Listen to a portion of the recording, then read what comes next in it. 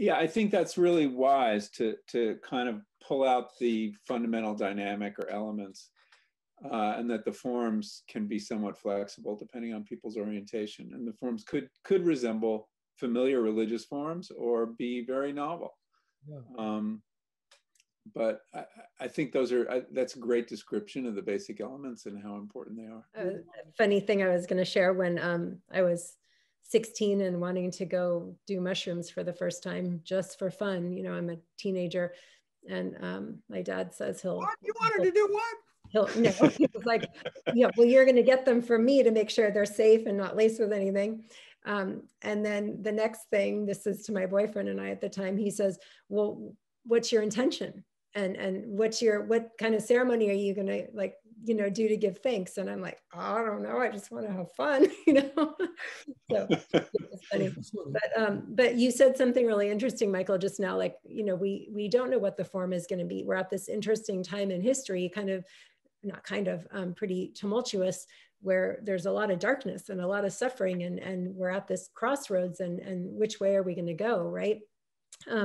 And so I'm curious if you have any thoughts thinking about, and with your, you know, the research you've done and the work that, you know, that you've both done with the history of psychedelics and plant medicine, and where it could go and what that form might look like in terms of bringing that into, you know, the popular culture more and crossing bridges with that. You know, I think it begins, given our culture, with psychotherapy. You know, we can say the medical model is not enough, but many of us seek psychotherapy whether we're mentally ill or not. I mean, just to solve problems. People go see shrinks, their health insurance covers it to some extent, and that's how we understand. I mean, some people are spiritual enough to go to spiritual leaders, but most people are not. And in our secular culture, that's where we gravitate. So I think you'll see an expansion of use of psychedelics in the psychotherapeutic context, whether these are licensed psychologists or psychiatrists or, you know, MSWs, I'm not sure, but I see that's kind of where there'll be a lot of growth. Is that adequate? Is that the right container? It could be, I think, if these people work with care and are attending to the, you know, to the fundamental ingredients that Tom was describing. I also see a growth in new churches around psychedelics. You know, there's a lot of interest. I mean, as we look at different ways to bring these medicines out of the dark where they're illegal, obviously there's the medical FDA approval method. There has been, as I mentioned earlier, court cases that have given Native Americans the right to use them, but also 2 ayahuasca churches. And religious freedom is being defined so broadly by this right-wing court that many people think they've opened the door to other churches. It could be, you know, San Pedro churches or psilocybin churches, or maybe even LSD churches. And that will be the place people go. And, you know, we can only hope that they're serious churches and not just churches in name only, that they do what churches do and create the proper ritual containers for the experience. But it seems to me that's another path that's open. But I'm not very good at predicting the future. And I think we're at the beginning of something. I mean, these substances may be ancient, but not in our culture. And so there's going to be, as there has already been, a lot of tumult and mistakes, and you know, it's going to be a learning process of how best to use them. And that's why the resources of traditional cultures, you know, that Tom has brought a lot of that into the movement. And he's not the only one. I know other people who have had similar kinds of experiences with traditional cultures, and how much that has informed their approach. But that's an important avenue. And yet, of course, that's controversial now too. And I'd be curious to know Tom, you think about this with, the conversation around cultural appropriation.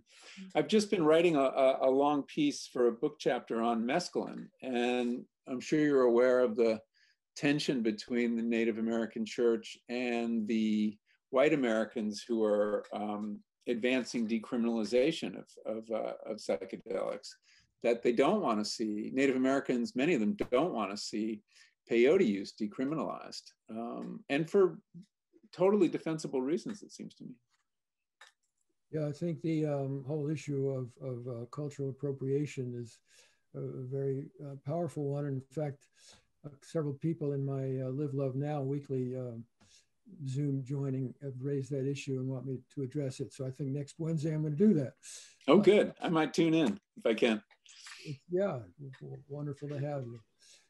I'm trying to build spiritual community and to help people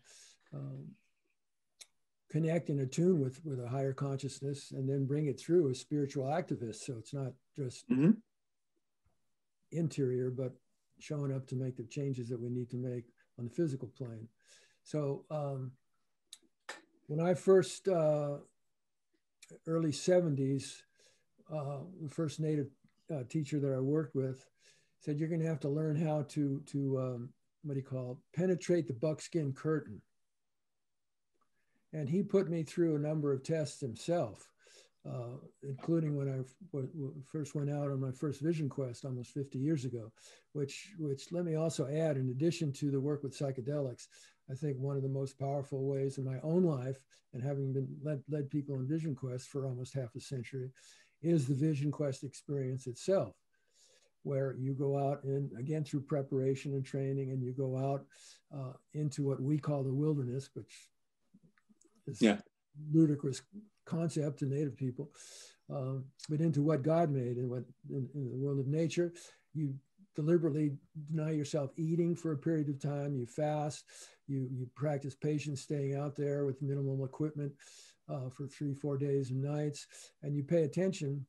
And your consciousness is going to get altered. You will experience an altered state of consciousness, and it's going to begin to dissolve those perceptual membranes of separation, to where you see and experience the interconnectedness of it all, and the wonder and the awe and the magnificence and the beauty of it. It's literally mind-blowing.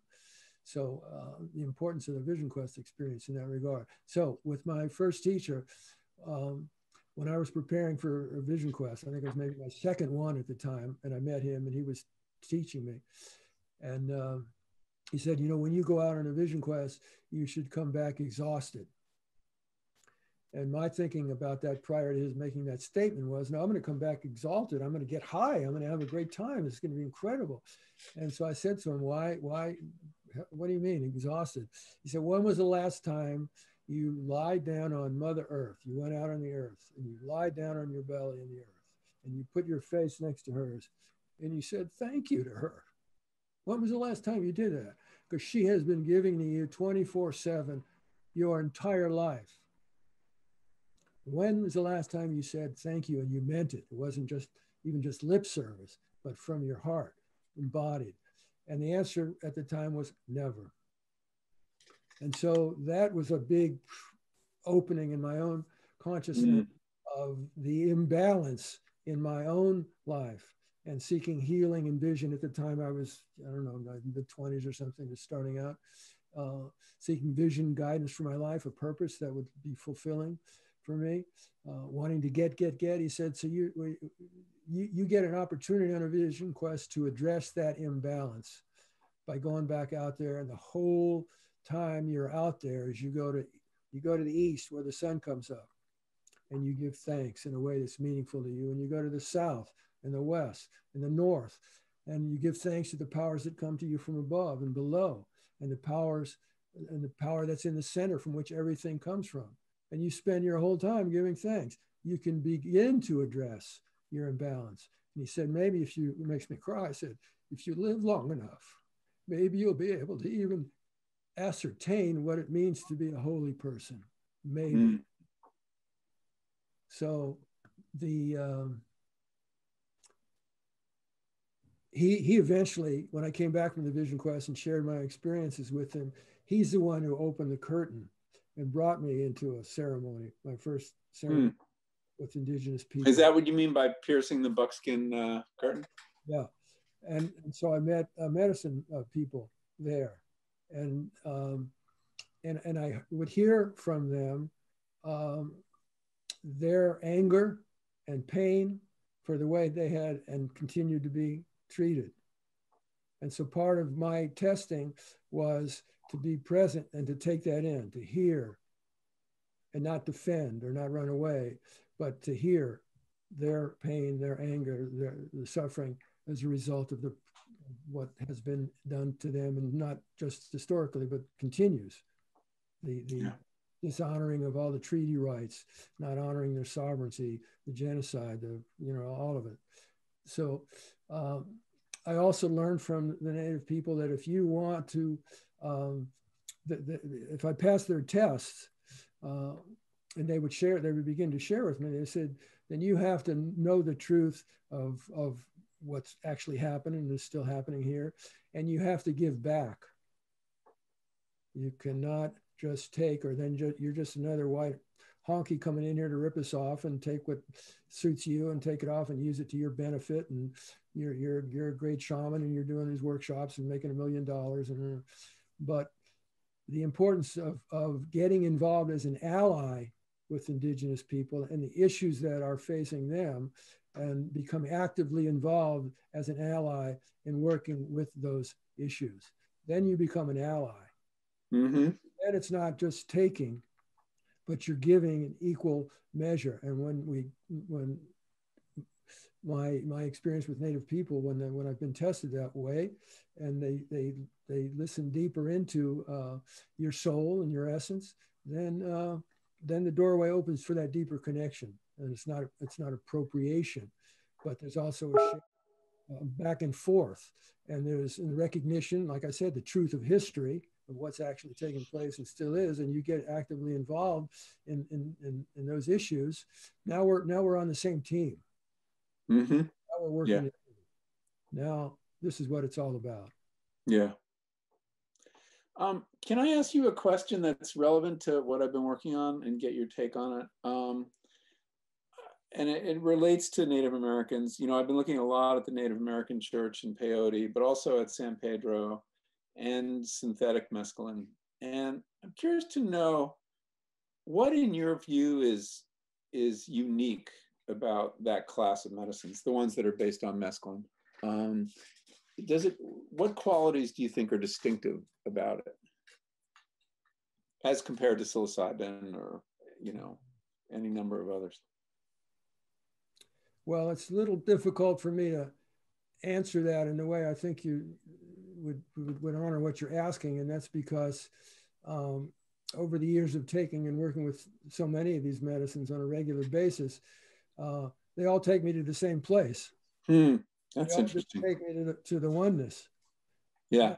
And being a channel for its light and love, and being a channel, a vessel for that, extending it out to the people I'm with and out into the world. So it just takes me into that oneness. But that's the result of over a half a century of working with these materials. So going back to when my first experiences with mescaline, with peyote,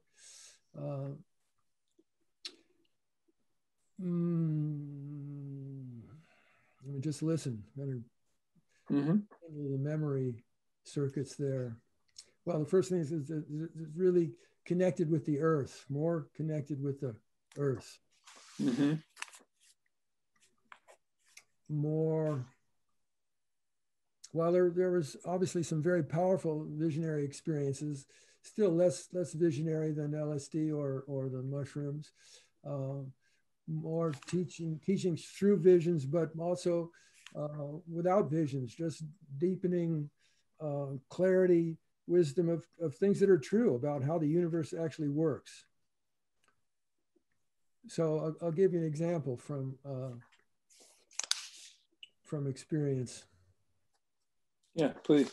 Once early on with the Huichols in their holy land, Wirikuta, having ceremonially harvesting the medicine in the fire, sacred fire that evening with the shaman, conducting the ceremonies.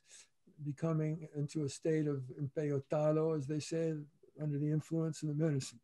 So my eyes are closed, and I feel my energy being taken down into the earth where we are. We're at a high plateau, desert plateau, 6,000 feet elevation. I feel my awareness is taken down into the earth there, and I see and feel the vibration of the earth.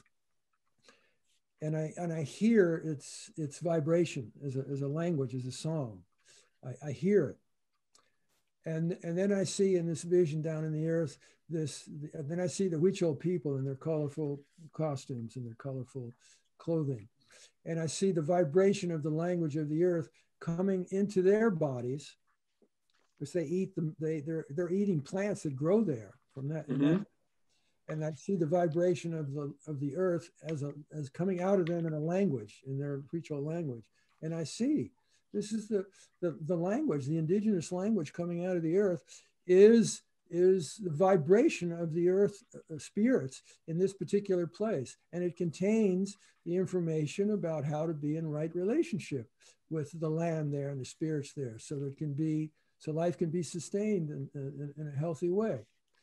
So I'm seeing all of that with my eyes closed, that the language, the indigenous languages come out of the vibration of the earth in these different places.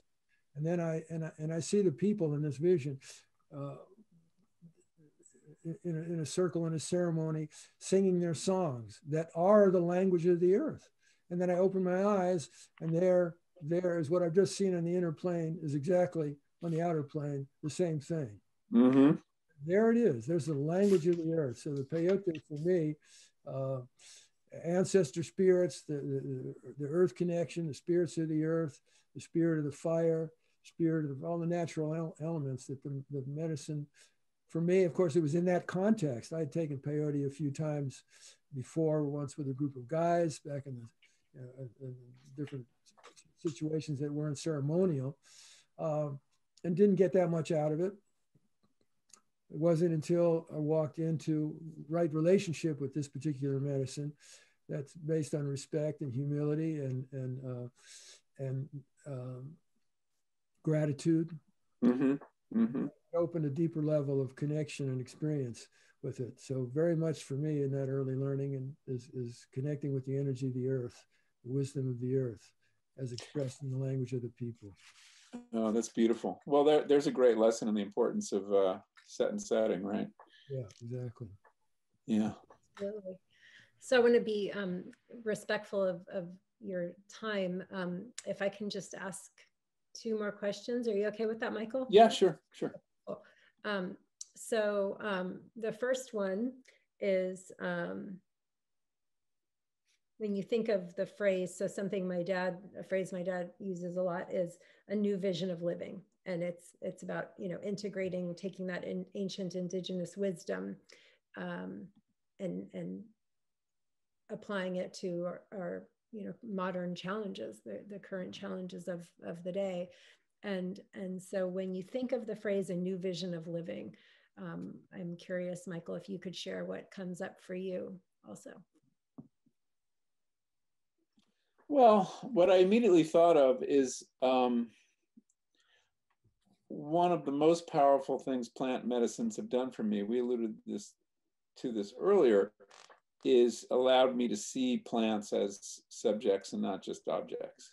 And I had played with that idea kind of intellectually in a book I wrote many years ago called The Botany of Desire, where I pointed out that, we are in a co-evolutionary relationship with these plants. And that means that not only are we changing them through either deliberate or inadvertent selection, they're changing us too. And we are a part of their survival strategy. And I kind of understood that intellectually, but it was only when I had some experiences with psilocybin, and specifically in my garden, but it's happened a few times since, that I was aware of their presence, the force of their presence, in a way I never had. That was an enormous gift. It in terms of imbuing my attitude toward plants with more gratitude and more respect. It was decisive. So that for me has been what, a new way of living has meant. It goes beyond that. I mean, there are social things I've gotten out of using plant medicines, largely having to do with gratitude for people in my life, people I, took for granted. I've come out of experiences, with not only do I have to call my mother, I have to go see her right away. And you're a good boy, Michael. And so, all that has been valuable, but I don't think I'm very far down the road of what I have to learn yet. I really am a beginner. I'm a late bloomer. I didn't start I didn't have that LSD experience in 1966. So but I feel that. Explorer. I'm sorry? You've been an explorer and a seeker and looking for different ways to learn. In one way or another, yes. But plant medicines, has been recent, and learning about indigenous culture has been very recent. It was just not a part of my frame of reference. And in a way, it's plant medicines that, writing about them, that brought me into the need to know more about indigenous cultures, because we're looking for that reservoir of wisdom on how to use them well. And as your father so eloquently put it, that's where the information we need is there, even if we're going to adapt it. Yeah. Can I just add one thing here? Michael, you spoke about the plants, if I understood you right, helping you open to gratitude more. Yeah. So it reminds me of Thomas Merton's statement. I couldn't paraphrase it very accurately, but the essence was, when we walk down the street and we pass another person and we really stopped to see them, we would fall on our knees in gratitude and awe, because of the miracle of life. And that's one of the things the plants do. They can open up our consciousness to the awesomeness, to the absolute miraculous manifestation of life in all of its forms.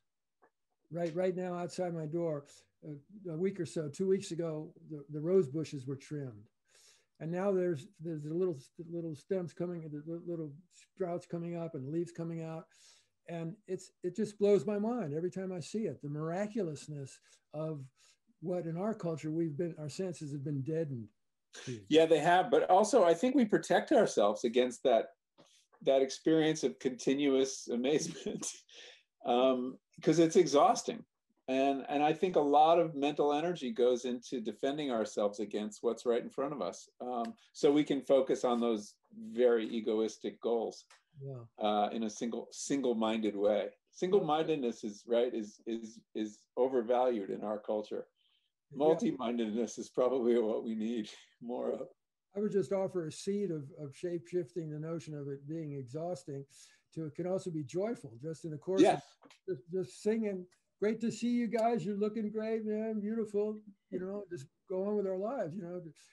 The wind blowing. Yes, thank you. And I think it's possible to do both. And the more we can open up to that joy. I agree. I aspire to that. To keep that. Awe is, for most of us, a very intermittent experience, right? It's so important. For me, it's one of the essences of spirituality. But continual awe is a difficult state to maintain. But we can contain a continual attitude of gratitude. No question. And I think that's vitally important. Yeah, I aspire to that too. You wanted to ask? Yeah, I was curious what, Michael, you said, that we're protecting ourselves from what? Strong feelings. Mm-hmm. I think from emotion, awe is an emotion. It's a big emotion. And I think we spend a lot of mental energy keeping emotions like that at bay, the better to pursue whatever narrow goals we have. Awe is a really big deal, and it's something that I learned a lot about from plant medicines. And it also helps you transcend self, right? When you're in awe, it's not about you, it's about out there. But I think our everyday lives require us to keep it at bay, more than we should. But I think that, in terms of, I have to come in from the garden and sit down to write, every day. And so I go to my other plant medicine, caffeine, which helped me do that. That's the ego building plant medicine, right? Another book building plant medicine. Yes, it is a good book building plant medicine without question. Using a little bit of it myself in my latest book. Really? Yeah, between the two of you guys have written like, I don't know, 16, 17 books, I think. Gosh, just the balance of living, the indigenous people. I think there's more value on beingness as opposed to doing. Yes, right? doing, yes. I agree. And I think that's one of the big seesaws that we live with, is like the relation between being and doing. And for me, the mescaline containing cacti definitely put a big weight on the being side of things, that I found very useful. In the direction toward beingness. Yeah, toward emphasizing being, and like doing not so important. Right. Yeah, finding that balance and how to be productive in a society. And I mean, we need to be productive to eat and to, stay alive. But yeah, no, there's a place for all that. Yeah. Definitely.